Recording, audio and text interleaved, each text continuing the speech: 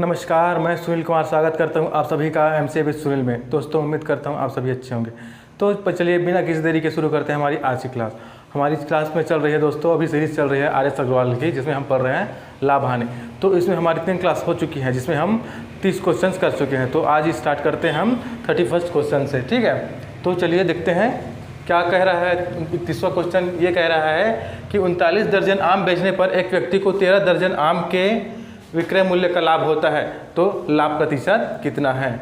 क्या बोल रहा है, इसको हल करते हैं। देखिए, 39 दर्जन आम बेचने पर 39 दर्जन आम बेचने पर 13 दर्जन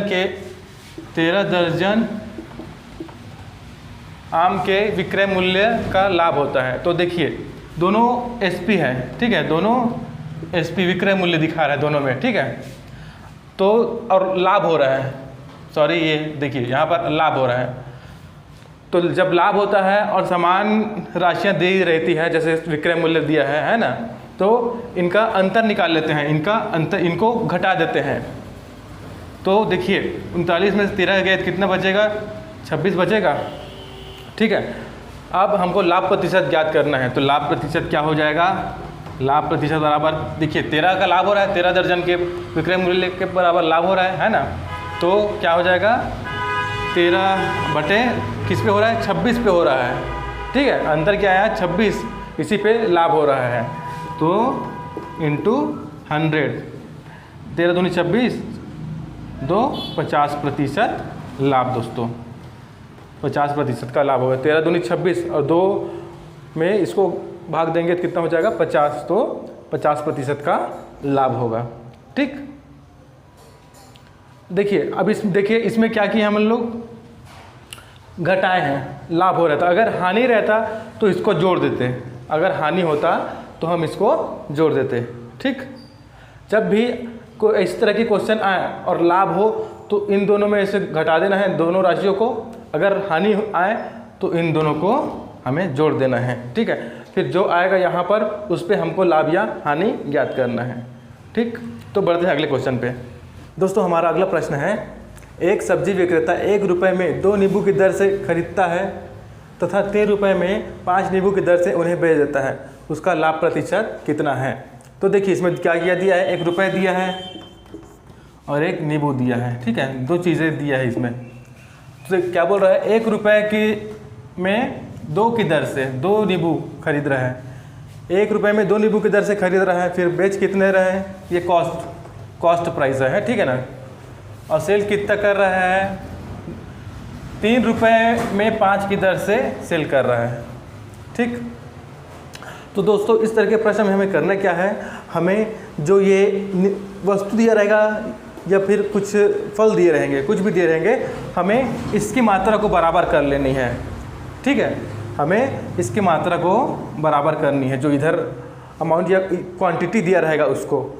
तो क्या करेंगे, इसका बराबर करने के लिए इसमें हम 5 का गुणा कर देंगे और इसमें क्या करेंगे, हम 2 का गुणा कर देंगे, ठीक है। इसमें हम 5 का गुणा कर देंगे, इसमें 2 का गुणा कर देंगे। तो देखिए क्या हो जाएगा, सीपी क्या हो जाएगा, ये देखिए इसमें पूरे करना है ना, 5 5 दूनी 10। अब एसपी क्या हो जाएगा, 2 तिया 6 और 2 पंचे 10। देखिए नींबू बराबर आ गए, है ना। इसका मतलब क्या हो रहा है, 5 रुपये में 10 नींबू खरीदा है और 6 रुपये में 10 नींबू बेच रहा है। तो देखिए अंतर कितने का आ रहा है, 1 का अंतर आ रहा है ना। 5 में खरीदा है और 6 में बेचा है, तो लाभ 1 रुपये का हो रहा है, ठीक है। तो लाभ प्रतिशत कितना हो जाएगा, लाभ प्रतिशत 1 किस पे, 5 पे। 5 में खरीदा है और 6 में बेचा है ना। तो लाभ कितना हो रहा है, 1 रुपये, ठीक है। तो लाभ किस पे हो रहा है, क्रय मूल्य ये हो गया 5। तो लाभ प्रतिशत बराबर कितना हो जाएगा, 20%। 20% लाभ हो रहा है, ठीक है। इस तरीके के अगर प्रश्न है तो आपको सबसे पहले क्या करना है, जो यहाँ पर वस्तु दिया रहेगा या फल दिया रहेगा या नींबू रहेगा, ठीक है, उसकी मात्रा को बराबर करना है, ठीक है। उसके बाद देखना है कि कॉस्ट प्राइस ज़्यादा है या कम है। अगर लाभ हो रहा है तो हमें लाभ निकाल लेना है, अगर हानि हो रहा है तो हमें हानि निकाल लेना है, ठीक। बढ़ते हैं अगले प्रश्न की ओर। दोस्तों हमारा अगला प्रश्न है, एक फल विक्रेता कुछ संतरे 10 रुपये में 5 की दर से खरीद कर 15 रुपये में 6 की दर से बेचता है, उसका लाभ प्रतिशत कितना है? तो चलिए इसका देखते हैं हल। क्या दिया है इसमें? रुपए और संतरे। ठीक, 10 रुपये में 5 की दर से खरीदता है और 15 रुपये में 6 की दर से बेचता है। तो क्या करेंगे, हम इसको पहले बराबर करेंगे। तो क्या करेंगे, इस पूरे में 6 का गुणा कर देंगे। अब इधर क्या करेंगे, 5 का गुणा कर देंगे। इस 5 का गुणा इधर कर देंगे और इसमें इस 6 का गुणा कर देंगे। तो देखिए क्या हो जाएगा, कॉस्ट प्राइस 6 दहम 60, 6 पंचे 30, 15 पंचे 75, 6 पंचे 30। देखिए संतरों की संख्या समान आ गई। तो देखिए 30 संतरे 60 में खरीदा है, ठीक है, क्रय मूल्य है ये, और 30 संतरे 75 में बेच रहा है, ये विक्रय मूल्य है, सेलिंग प्राइस, और ये कॉस्ट प्राइस। तो देखिए क्या हो रहा है, इसमें क्या हो रहा है, 15 का अंतर आ रहा है, 15 का लाभ हो रहा है ना। 60 में खरीदा, 75 में बेचा, लाभ कितने का हो रहा है, 15 का। तो लाभ प्रतिशत क्या हो जाएगा, लाभ प्रतिशत बराबर 15 किस पे, 60 पे, इंटू 100, तो 25%। देखिए 15 चौके 60, 4 25 100, तो लाभ प्रतिशत कितना आ गया, 25%। ठीक, तो इस तरीके से इस तरह के क्वेश्चन को हमको सॉल्व करना है। ठीक है, बढ़ते हैं आगे क्वेश्चन पे। दोस्तों हमारा अगला प्रश्न है, 1 रुपये की 12 टॉफ़ी बेचने पर एक व्यक्ति को 20% हानि होती है। इस पर 20% लाभ कमाने हेतु 1 रुपये की कितनी टॉफ़ी बेची जानी चाहिए? तो देखिए क्या है प्रश्न में, 1 रुपये में 12 टॉफ़ियाँ बेचने पर 20% हानि होती है। तो कितने में बेच रहा है, 80% में। ठीक है, उसके बाद क्या बोलता है, 20% लाभ कमाने हेतु 1 रुपये की कितनी टॉफ़ी बेची जानी चाहिए? तो 1 रुपये में कितनी टॉफ़ी बेची जाए कि उसको 20% लाभ हो, अर्थात 120 में बेचेगा। ठीक है ना, तो कितनी टॉफ़ी बेचेगा, तो 120% हो उसका। ठीक है, तो इसके कैसे निकालेंगे, तो 12 × 80 कर दीजिए, बटे की कर दीजिए 120, इन दोनों को गुणा कर दीजिए, उसको 120 को भाग दे दीजिए, इन दोनों को 120 से भाग दीजिए एक मल्टीप्लिकेशन को। तो क्या हो जाएगा, देखिए कट जाएगा, 12 12 कट जाएगा, आया 8, तो 8 आ गया। तो 1 रुपये में 8 टॉफ़ियाँ बेची जानी चाहिए ताकि उसको 20% का लाभ हो। ठीक है, बढ़ते हैं अगले प्रश्न में। दोस्तों हमारा अगला प्रश्न है, 1 रुपये की 20 की दर से बटन बेचने पर दुकानदार को 4% हानि होती है। इस पर 20% लाभ कमाने हेतु 1 रुपये के कितने बटन बेचने चाहिए? हल करते हैं इसका। देखिए क्या बोल रहा है, 1 रुपये की 20 की दर से कितना का हानि होता है, 4%, तो 96% में बेच रहा है। ठीक, अब इस पर 20% लाभ कमाने हैं तो 1 रुपये कितने बेचने चाहिए? तो 1 रुपये में कितने बेचे कि उसको 20% लाभ हो, 20% लाभ अर्थात 120% लिखेंगे। ठीक, अब हमें 1 रुपये में कितने बटन बेचने चाहिए वो निकालना है। तो क्या करेंगे, 20 × 96/120, 20 छक्का 120 और ये 16, तो 1 रुपये में 16 बटन बेचने चाहिए ताकि उसको उसको 20% का लाभ हो। ठीक, बढ़ते हैं अगले क्वेश्चन पे। दोस्तों हमारा अगला प्रश्न है, एक खिलौने को 10 रुपये 80 पैसे में बेचने पर 10% हानि होती है। इसे कितने रुपए में बेचा जाए कि 20% लाभ हो? तो चलिए इसका सॉल्यूशन देखते हैं। देखिए 10 रुपये 80 पैसे में बेचने पर 10% हानि होती है, अर्थात 90% में बेच रहा है। अब इसे कितने रुपए में बेचा जाए कि वो 20% लाभ हो?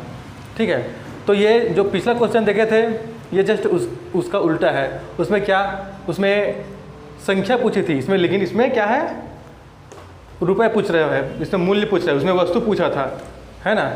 तो इसमें क्या कर देंगे, इसमें तिर्यक गुणा करके पूरा कर देंगे। कैसे, मतलब 10.80 × 120 बटे 90 का भाग दे देंगे इसमें।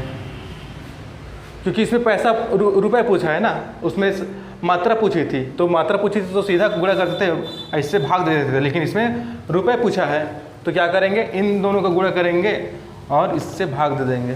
ठीक, तो देखिए क्या हो जाएगा, ये कटा 9 एकम 9, 9 दूनी 18, ठीक है, ये चला जाएगा 0, 1.20, तो 0, 12 दूनी 24 की 4, 12 दूनी 14, तो आंसर क्या आ जाएगा 14.40 रुपये। 14 रुपये 40 पैसे में बेचे जाए कि उससे 20% लाभ होगा। ठीक है, 14 रुपये 40 रुपये में बेचने पर उसे 20% लाभ होगा। ठीक, देखिए जब रुपये पूछा जाए तो हमको इनका मल्टीप्लिकेशन करना है और इसका भाग दे देना है। ठीक है, अगर मात्रा पूछा जाए तो इनका मल्टीप्लिकेशन करना है और इससे भाग देना है। ठीक, बढ़ते हैं अगले क्वेश्चन की ओर। हमारा अगला प्रश्न है, एक व्यक्ति एक मेज को 5% हानि पर बेचता है, यदि वह इसे 80 रुपये अधिक में बेचता तो उसे 5% लाभ होता, तो मेज का क्रय मूल्य कितना है। तो चलिए देखते हैं इसका हल। देखिए मान लीजिए उसका 100 रुपये उसका क्रय मूल्य है, बेच कितने में रहा है 5% हानि में, अर्थात 95 में, 95% में बेच रहा है। अब दूसरी कंडीशन में क्या चाह रहा है, वो 5% लाभ चाह रहा है। मान लीजिए उसका क्रय मूल्य 100, बेचेगा कितने 105 में, तब तो 5% लाभ होगा, है ना। पहले में 5% हानि पे बेचा तो 95% में, और दूसरे में 5% लाभ पे बेचेगा तो कितना 105% में। ठीक है, देखिए अंतर क्या हो गया 10% का, 95 और 105 में 10% का अंतर हो गया। अब इसमें क्या दिया है, यदि वह इसे 80 रुपये अधिक में बेचता, तो दोस्तों कभी भी अभी आपको प्रश्न में देखने को मिले कम या ज़्यादा, तो वो हमेशा अंतर होता है। ठीक है, कम ज़्यादा इस तरीके का देखें तो वो अंतर होता है। ठीक, तो 10% किसके बराबर है 80 रुपये, तो 1% किसके बराबर हो जाएगा 80/10 के, इसलिए 100% बराबर हो जाएगा 80/10 इंटू 100, अर्थात 800 रुपये। ठीक, तो इसका क्रय मूल्य कितना निकल गया 800 रुपये।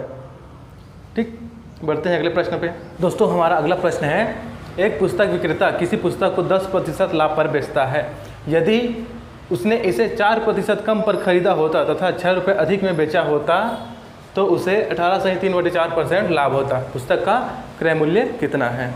तो चलिए इसका सॉल्यूशन देखते हैं। देखिए मान लीजिए क्रय मूल्य है 100 रुपये पहले, ठीक है, तो बेचता है 10% लाभ पर, अर्थात 110 में। ठीक है, उसके बाद ये बोलता है यदि इसने 4% कम में खरीदा होता, अर्थात 100 में 4% कम कितना हो जाएगा 96। ठीक, अगर वो 96 में खरीदा होता तो तथा 6 रुपये अधिक में बेचा होता तो उसे 18 सही 3/4% लाभ होता। तो क्या बोल रहा है, 96 में खरीदा होता तो इतना लाभ में वो बेचता, तो 96 के ऊपर कितना लाभ हो रहा है 18 सही 3/4। इसको और अपन सिंप्लीफाई कर ले तो क्या हो जाएगा 75/400। ठीक है, इसको सिंप्लीफाई करें तो 75/400,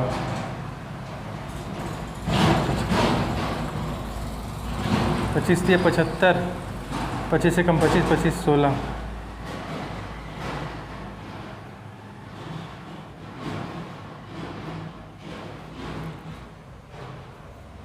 75/400। ठीक है, अब 96 के ऊपर लाभ कितना हो रहा है, 96 के ऊपर लाभ हो रहा है 75/400।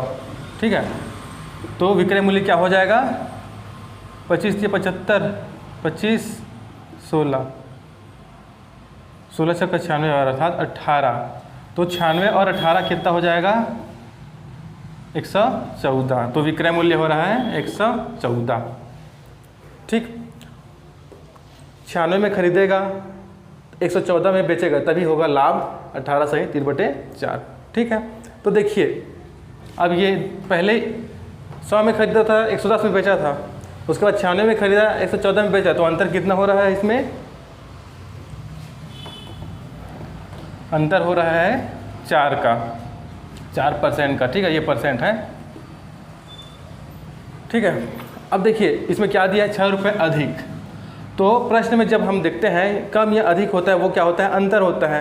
तो 4% अंतर किसके बराबर है, 4% अंतर बराबर है 6 के, इसलिए 1% अंतर किसके बराबर हो जाएगा, 6/4 के। तो 100% किसके बराबर हो जाएगा, 6/4 इंटू 100, 25 छक्का 150। 150 क्या निकल गया हमारा क्रय मूल्य, यही हमारा क्रय मूल्य है। ठीक, देखिए पहले क्या 100 में उस क्रय मूल्य था, बेचा कि इतने 10% लाभ पर, तो 110 मान लिए। ठीक है, अगला वो क्या बोलता है, अगर वो 4% कम में खरीदता है तो 100 में 4% कम करेंगे तो कितना होगा, 96 में खरीदा और उसको बोलता है कि इतने लाभ पे वो बेचता है, तो इतने लाभ पे इस पे देखें तो होता है 114। ठीक है, तो 114 में बेचा इस सेकंड कंडीशन में, दोनों में अंतर कितना हुआ, 4% का। अब जो 4% अंतर है बराबर है 6 रुपये के, इसलिए जो 100% अंतर किसका होगा, 150। ठीक है, इसलिए 100% किसके बराबर होगा, 150 की। यही हमारा कॉस्ट प्राइस है या क्रय मूल्य है। ठीक, बढ़ते हैं अगले क्वेश्चन पे। हमारा अगला प्रश्न है, 100 पेंसिल बेचने पर एक दुकानदार को 20 पेंसिलों के विक्रय मूल्य के बराबर लाभ प्राप्त होता है, उसका लाभ प्रतिशत कितना है। तो इसका सॉल्यूशन देख लेते हैं। देखिए क्या है, 100 पेंसिल, ठीक है, 100 पेंसिल को बेचने पर 20 पेंसिल के बराबर के विक्रय मूल्य के बराबर लाभ प्राप्त होता है। ठीक है, देखिए लाभ प्राप्त हो रहा है तो क्या हो जाएगा, इनका हमको अंतर निकाल लेना है। तो 100 और 20 का अंतर कितना हो जाएगा, 80। ठीक, अब हमें लाभ प्रतिशत निकाल सकते हैं। लाभ कितना हो रहा है 20 का, किस पे, 80 पे। ठीक है, जो अंतर रहता है उसी पे हम लाभ निकालते हैं। 20 चौके 80, 4×25 100, तो 25% का लाभ हो रहा है। ठीक, बढ़ते हैं अगले क्वेश्चन पे। अगला प्रश्न है दोस्तों, 36 संतरे बेचने पर एक फल विक्रेता को 4 संतरों के विक्रय मूल्य के बराबर हानि होती है, उसकी हानि प्रतिशत कितनी है। देखिए क्या है, 36 संतरे बेचने पर, है ना, 4 संतरों के विक्रय मूल्य के बराबर। देखिए यहाँ पर हानि हो रही है, पहले क्या हो रहा था, लाभ हो रहा था, तो हम लोग घटा रहे थे, इन दोनों में अंतर निकाल रहे थे। अब क्या होगा, इन दोनों को जोड़ देंगे क्योंकि हानि हो रही है, हानि होगी तो हम जोड़ेंगे और लाभ होगा तो घटाएंगे। ठीक है, तो 36 और 4 क्या हो जाएगा, 40। ठीक, हानि हो रहा है तो जोड़ देंगे, तो लाभ उसका हानि हो रहा है ना, तो हानि प्रतिशत क्या हो जाएगा। देखिए हानि कितना हो रहा है, 4 का, किस पे, 40 पे, तो कितना हो गया, ये कट गया, ये कट गया, तो 10% की हानि, 10% की हानि हो रही है, दोनों भी कट जाएंगे। ठीक है, 10% की हानि हो रही है इस लेन देन में। ठीक है दोस्तों, अगर आपको मेरा ये क्लास पसंद आया तो मेरे चैनल को सब्सक्राइब कीजिए, वीडियो को लाइक कीजिए, शेयर कीजिए और हाँ, बेल आइकॉन को भी ज़रूर दबाइए ताकि आगे आने वाले वीडियोस की नोटिफिकेशन आपको मिलती रहे। तो मिलते हैं दोस्तों एक नए क्लास के साथ अगले वीडियो में, तब तक के लिए जय हिंद।